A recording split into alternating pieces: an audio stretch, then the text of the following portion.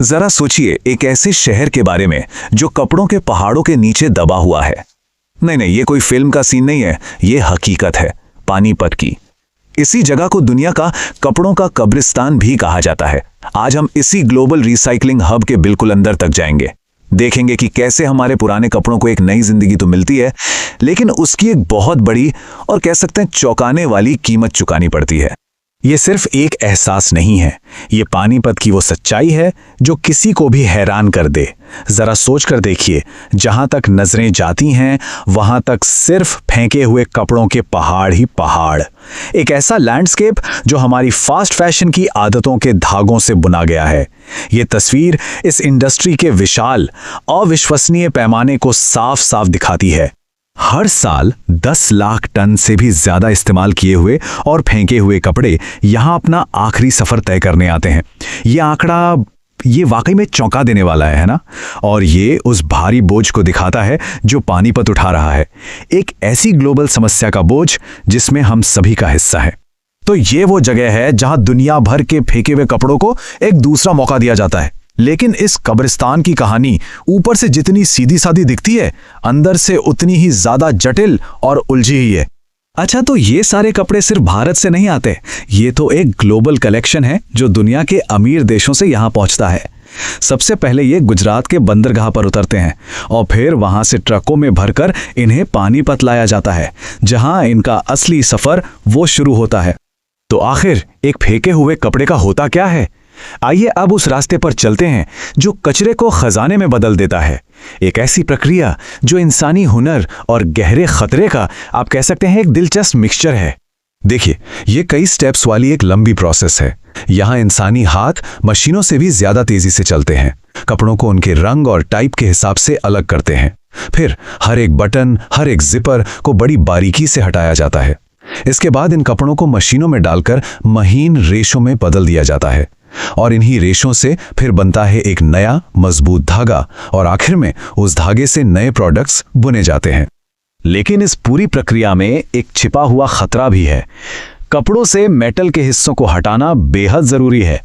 अगर एक छोटा सा बटन या जिपर भी श्रेडिंग मशीन में चला गया तो एक चिंगारी पूरी फैक्ट्री में आग लगा सकती है। यहाँ फैक्ट्रियों में आग लगना एक डरावनी और काफी आम सच्चाई है। तो अगली बार जब कोई ट्रेन में कंबल ओढ़े तो एक पल के लिए जरूर सोचिएगा, हो सकता है वो कंबल पानीपत में रिसाइकिल हुए कपड़ों से ही बना हो। ये पूरी प्रक्रिया हमारी रोजमर्रा की जिंदगी से जुड़ी हुई है, अक्सर उन तरीकों से जिनका हमें एहसास तक नहीं होता। लेकिन रिसाइकलिंग की इस कहानी का एक और पहलू भी है, इसकी मानवीय कीमत। अब हम अपना ध्यान उन लोगों की कठोर सच्चाइयों पर लाते हैं जो इस पूरी इंडस्ट्री को अपनी मेहनत से चला रहे हैं। तो एक कपड़ा काटने और उसे प्रोसेस करने के लिए एक मजदूर को कितना मिलता होगा? अंदाजा लगाइए, सिर्फ 1.5 रुपए। जी हां, 1.5 रुपए। दिन भर की कमरतोड़ मेहनत के बाद इनकी कमाई बमुश्किल से 200 या 250 रुपए तक ही पहुंच पाती है। ये शब्द एक महिला मजदूर के हैं जिनके हाथ काम की वजह से पूरी तरह कटफट चुके हैं। ये उस नामुमकिन चॉइस को दिखाता है जिसका वह हर रोज सामना करते हैं। दर्द सहें या भूखे रहें, क्योंकि आराम करने का मतलब है कि उस दिन की कमाई नहीं होगी।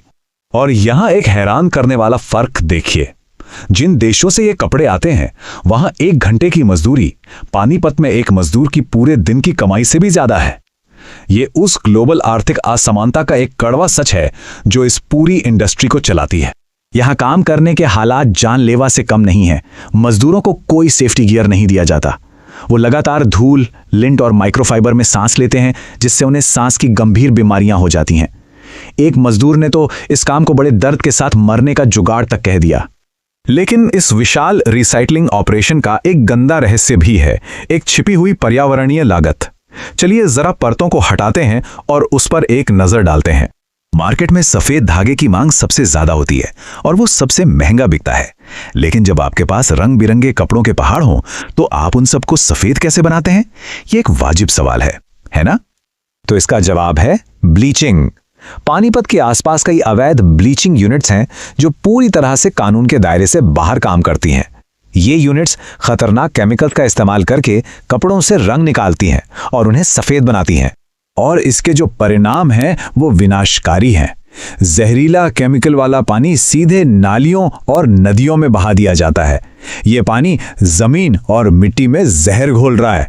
नतीजा, आसपास के 90% घरों में गंभीर स्वास्थ्य समस्याएं पाई गई हैं। अब आइए इन सभी डॉट्स को कनेक्ट करते हैं। पानीपत की हकीकत सीधे तौर पर हमारी कंजम्पशन की आदतों का नतीजा है, चाहे हम दुनिया में कहीं भी क्यों ना रहते हों। जरा इस आंकड़े को देखिए। पानीपत जैसे इतने बड़े ऑपरेशनों के बावजूद दुनिया के कुल कपड़ा कचरे का सिर्फ 12% ही असल में रिसाइकल हो पाता है। बाकी का 88% या तो जमीन में गाड़ दिया जाता है या फिर जला दिया जाता है। हर साल पूरी दुनिया में 9 करोड़ टन से ज्यादा कपड़ा कचरा पैदा होता है और अनुमान यह है कि अगले 10 सालों में यह संख्या 50% से भी ज्यादा बढ़ जाएगी। ये ग्लोबल क्राइसिस है और पानीपत जैसी जगह इसका खामियाजा भुगत रही हैं। तो इस इंडस्ट्री से असली फायदा किसे होता है?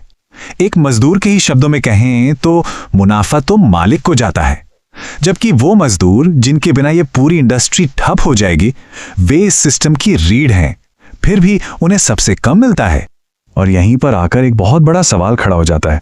देखिए, ये इंडस्ट्री, इसमें कोई शक नहीं कि फेंके हुए कपड़ों को एक नई जिंदगी देती है, लेकिन सवाल यह है कि क्या ये नई जिंदगी इंसानी जिंदगियों और हमारे प्लैनेट की सेहत की कीमत पर आ रही है? ये एक ऐसा सवाल है जिसका जवाब शायद हम सबको मिलकर खोजना होगा।